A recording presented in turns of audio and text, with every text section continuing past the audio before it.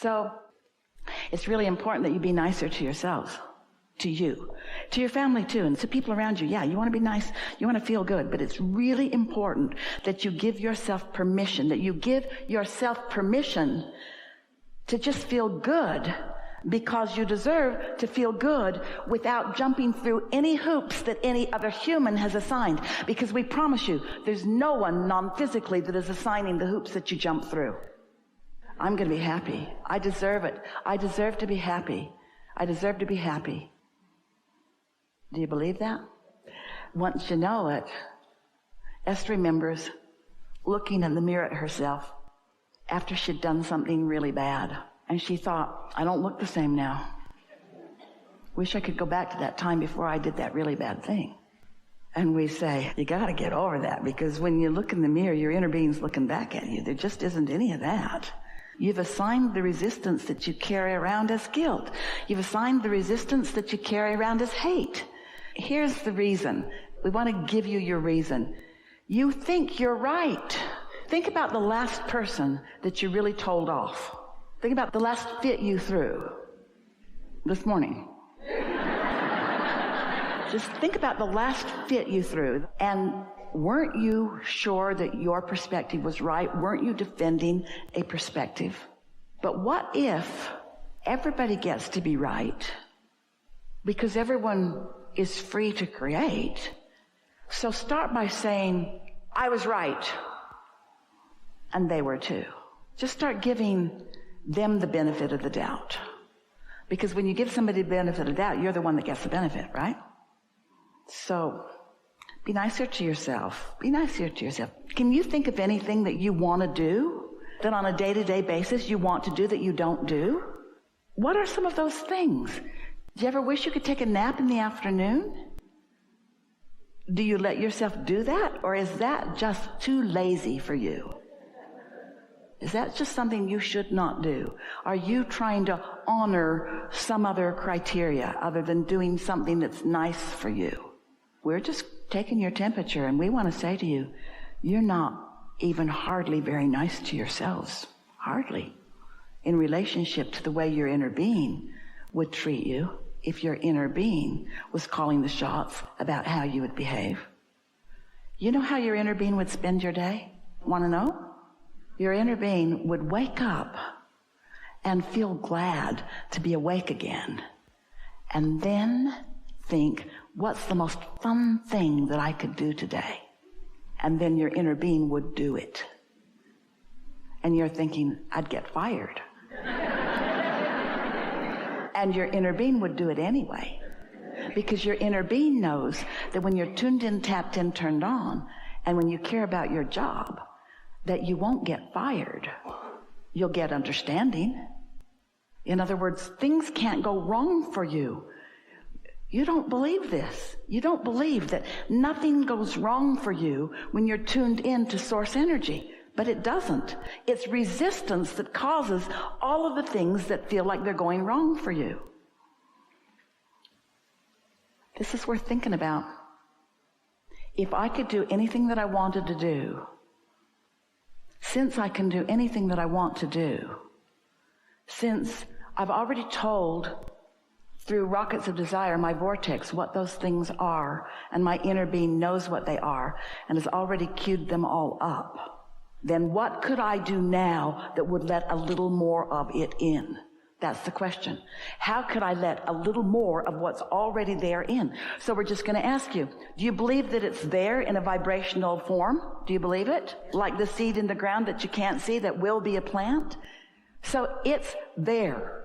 Do you believe that you have access to it if you play your vibration right? Do you believe that you can let it in or not let it in? And do you believe that you get to decide how long it is that you don't let it in or that you let it in? Do you believe that you get to decide how much you let in? And do you believe that what other people think about you has a lot to do with why you let what you let in? So wouldn't one of the first things that you might do that is really nice for yourself is decide that you're going to care more about what you think and less about what they think? But how are you going to do that? Do you get in their face and say, I don't care what you think? Or do you just think, well, you're right too. You're right, but so am I. And you're choosing for you, and I'm choosing for me. And then you think, no, you're trying to choose for me, and I'm not going to let you get away with that. Whoa, whoa, whoa, whoa, whoa, whoa, whoa. They can't choose for you, remember? Only you can choose for you. So get that straight right away. And then enjoy the show. Watch them throwing fits to try to get you to be different while you stand there being who you want to be. Loving them anyway. You don't fight back, there won't be a fight for long. Most of the juice in most of the fights are knee-jerk responses. Let them yank your chain or push your button or get your goat. Esther's friend says that her grandmother said, I'm trying to keep my goat in the backyard where no one can get it. What are you cooperating to? You are a cooperative component to what? Your well-being, their well-being, or are you cooperating to a myth that it takes pain for gain and that you got to suffer before you're rewarded? Show us one piece of evidence and we'll change our whole act. There's no evidence. There's no evidence. Pain brings pain. Worry brings pain. Anger brings pain. And you know what pain is? Pain is not resonating with who you are. Pain is the tug of war that happens when you don't go with the flow of who you really are. Pain is trying to do what humans say that you should do, and a lot of them have got lots of really good ideas. Just don't let anybody convince you that you don't get to do what you want, or that it's wrong for you to do what you want, or that you shouldn't get to do what you want. If we were standing in your physical shoes, we would say to everyone who is willing to listen to us, starting with children and anybody else close up, the bossy ones especially, I have a new plan for my life. And they'll say, what is it? What is it? What is it? Or they'll say, what is it? What is it? You'll know right away whose side they're on. And you say, I've decided that I'm going to do more things that feel good to me. What do you mean good to you? More things that feel fun and interesting to me. And then say, don't worry, there's a whole lot about you that are fun and interesting to me. I'm not trying to cut you out of anything.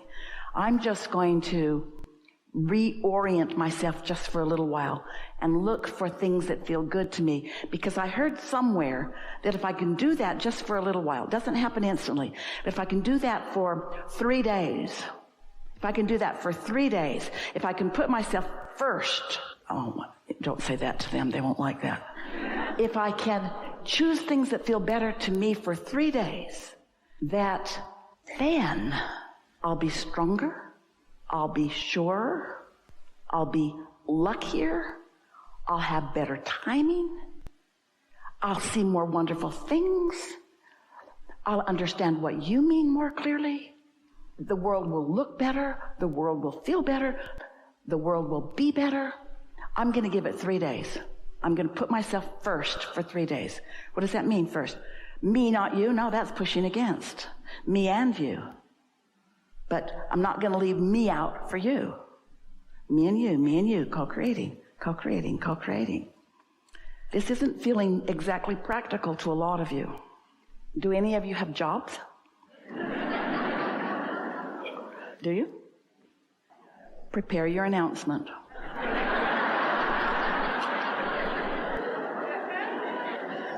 And it goes something like this.